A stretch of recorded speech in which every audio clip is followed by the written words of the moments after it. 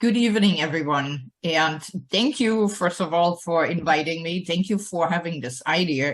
It's really a great idea. When I first heard about it, I was kind of like, wow, this is great. And I'm happy to introduce my organization. So I run a nonprofit organization that's called AIDS-Free Africa. Our mission is to help people in sub-Saharan Africa to produce and access pharmaceutical drugs. As you can tell from my accent, I'm German, and I live here in New York, and I work in Cameroon, in West Africa. So in 1998, I did the Landmark Forum in New York. And in the next 10 years, I was busy doing landmark seminars, courses, you know the curriculum. And I did everything but the SELP, the Self-Expression Leadership Program. And in the course of it, I got my PhD in chemistry. I did all sorts of things, and I reinvented myself. And I turned 45 when I said, well, what do I do with the second half of my life? I decided back then I'd be 90 years old. By now I upped it a little bit. I think I'm going to be at least 95. So I came up with this idea to quit I am an industrial research scientist. So I worked for the pharmaceutical industry. I know how to produce drugs and these good things. That's kind of like second nature to me. So that's not a big deal. I came up with this idea about AIDS-Free Africa because during my landmark courses and seminars, I realized I wanted to do something. I had hit literally the glass ceiling in the industry. I made a lot of money, but I couldn't get anywhere. You know, I had my PhD and it didn't help me even at that point. I am female. That's one of my drawbacks, which I have to say, I would never change my gender, but that's another story. So I came up with this idea. I wanted to work for the United Nations. I was dabbling around here and there and trying things out. And then I made up AIDS-Free Africa, and I wrote the whole concept and sent it to a friend of mine in Canada, because I knew Gary would give me a straight answer. You know, he is not the person who would say, oh, that's nice, you know, no. But Gary did. He said, yeah, this is a great idea, do it. But then came the but. And he told me, he said, Rolande, this sounds like a one-woman show. You need community. And my response was, oh, rats, I have to take the SELP. Because I had avoided it, because as a scientist, you know, some of us scientists, we have this thing kind of like, let me do my thing in my basement. Let me do my thing in my laboratory. If you people would go out of my way, you know, I would be just fine. And that's how I lived most of my life. It didn't work for AIDS-Free Africa. So I said, okay, SELP. I went into the SELP, and within 3 weeks, I was invited to Kenya and to Cameroon, and it took off like a rocket, right? So, let me look at the clock, how fast I speak. Here we go. I got 3 minutes. So fast forward, I landed in Kenya. I learned a lot. I moved on to Cameroon, and the Cameroonians said, no, doctor, you have to stay. We need you. They found this idea fascinating. In the first 10 years, I consulted about 10 startup companies. The opposite way around. In 10 years, I consulted 7 startup companies. And these days they're doing their thing. I'm not really that much involved in it anymore. We have expanded to drug access. We're running revolving drug funds. That's what I call it. We buy drugs. We found out what I do in Cameroon is often I go to the villages. I walk on foot. I'm always talking to people and listen to them, what their problems are, what their resources are, and how to get the different pieces together to make it work. And that works very well for us. We don't really own anything. It was never my intent to own anything. We are, except for now, I have to say that. I never gave up my SELP project. If you took the SELP, you know, at the end of that thing, you're supposed to hand it over to someone. Forget about it. I wrote the bylaws so that I'd be president for life, period. And it works for me, right? So, but we need people. And to be honest, we made it very well through the pandemic. Our donors were extremely generous. That's why we have the money to build a community center and to build some structures and actual settle. I'm getting a little bit older, so it's, you know, moving around in a developing country is not easy. It's not easy at all. So we're settling in a very pretty place between the ocean and a big mountain. Cameroon is a very beautiful country, and we're running a lot of educational and you know, community programs. And I do my thing about the drugs, because the interesting thing was our donors never really gave us money for our mission for the drug part. They always give us the money for, you know, the social components, creating employment, creating self-sustainable programs, environmental programs, and so on. And those I hand over because I create them, and they don't belong to me. I give it to the community. But the pandemic, what is lacking for us right now is people. We have a hard time getting volunteers. People are not easily going into other people's homes. It's still not here, at least here in New York. And even board members, if anyone, you know, has inclinations, anyone who wants to run an SELP program and, you know, take an SELP program and doesn't know what they're supposed to do in it, I got plenty of programs. So yeah, we are right now really, and I thought, what's so perfect, right? Like you said, Jamie, Landmark is about community. It is about people. And that's at this point what we are actually needing the most, from people who know how to run the website. We have an app that is sort of hinkling around. We don't really know what to do with it, but we have it. It's quite expensive, but we have a volunteer who made it for us. We didn't pay for it.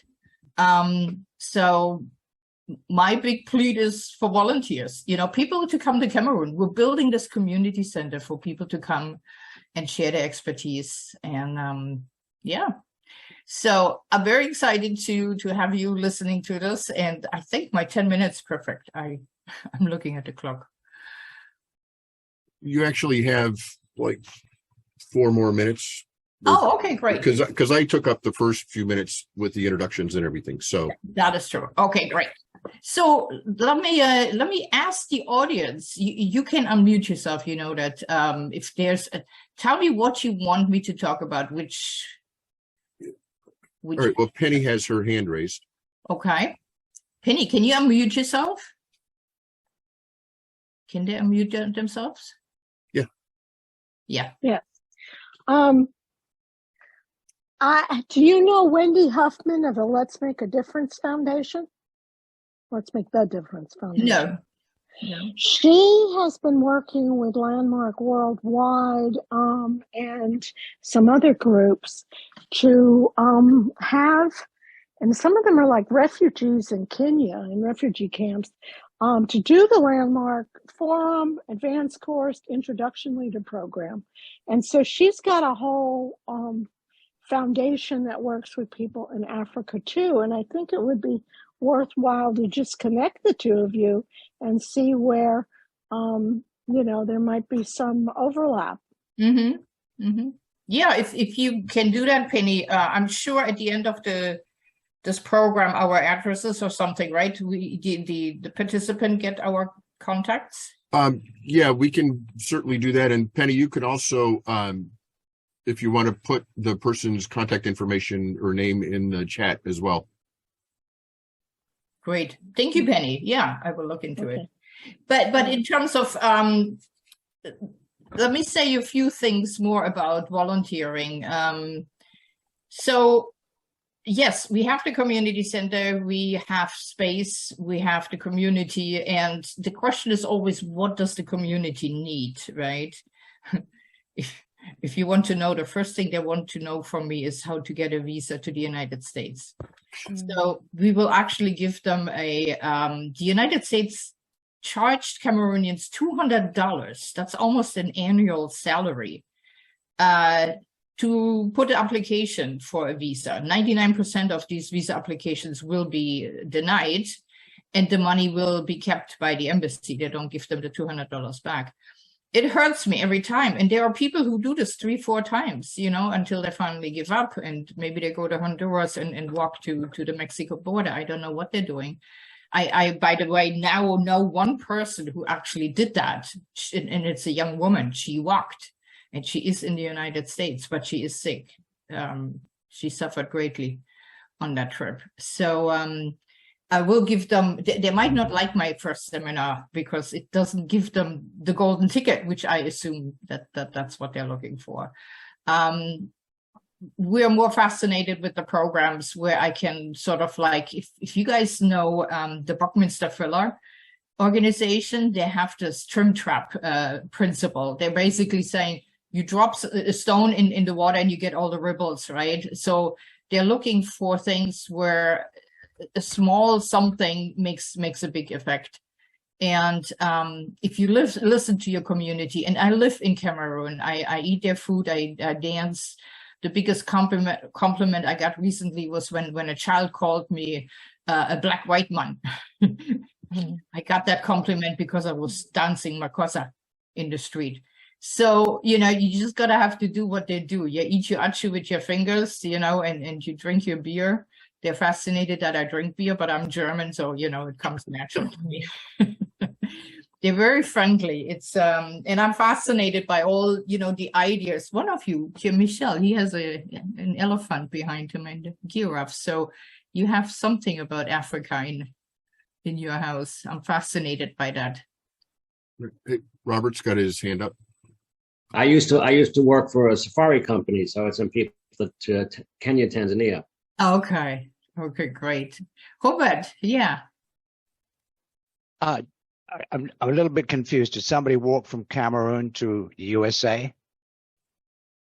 No, they made it into Latin America and then walked from Honduras, Right. yeah, to the Mexican border and then into the US. Yeah. You know, these caravans that we've been hearing in the last few years, if you live in the United States.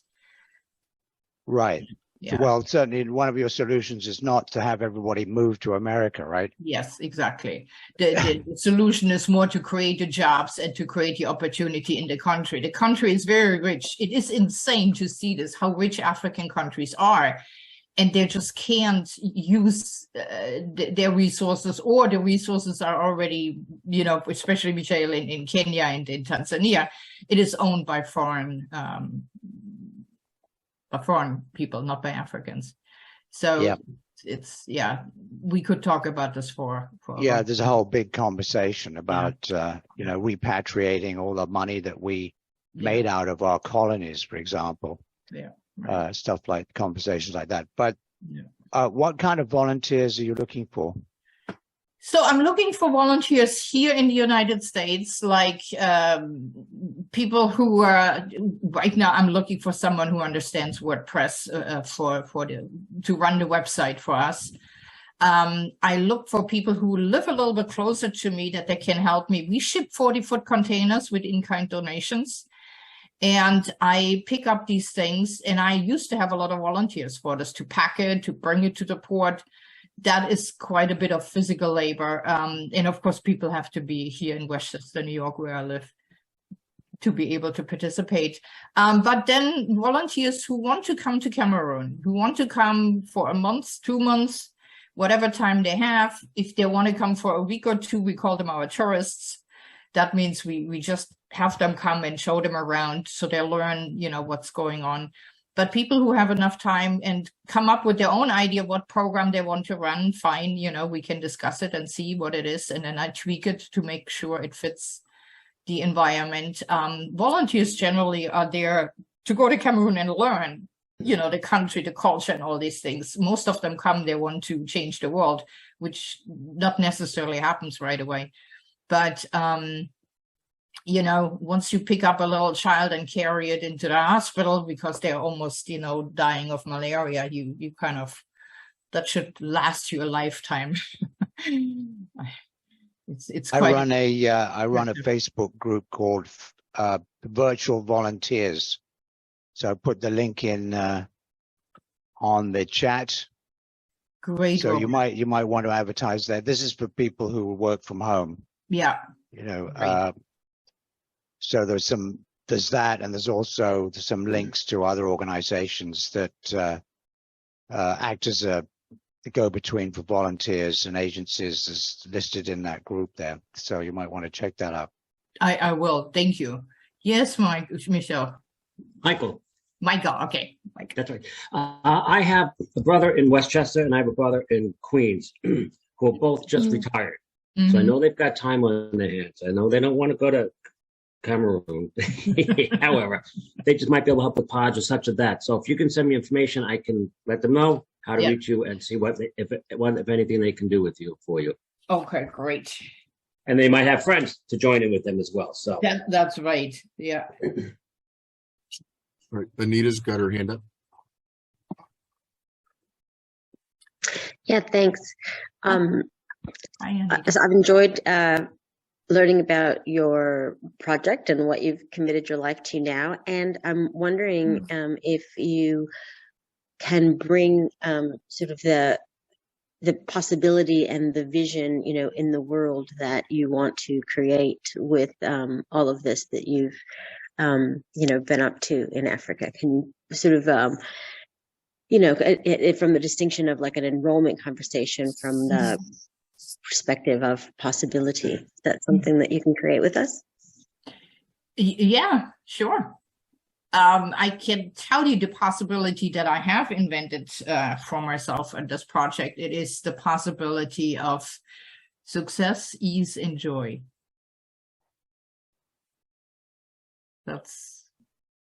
It works for us. Yeah. We're having a lot of fun. You know, people sometimes tell me, I said, aren't you depressed when you come home and all this, you know? And I'm kind of like, no. You know, we see the impact that we have, and it is, you know, fascinating. Yeah, we had at some point we had a clinic for 6 years in a village, and the village is so far away from even Cameroon civilization that the Cameroonians were kind of like, "Doctor, you go where? To Isu?" I mean, half of the Cameroonians don't even know where that is. It is very close to the Nigerian border. And there, when you look at on the GPS, there is no more road. There is an hour and a half that you have to move, you know, without a road. And the roads that are there we wouldn't call them roads anyway.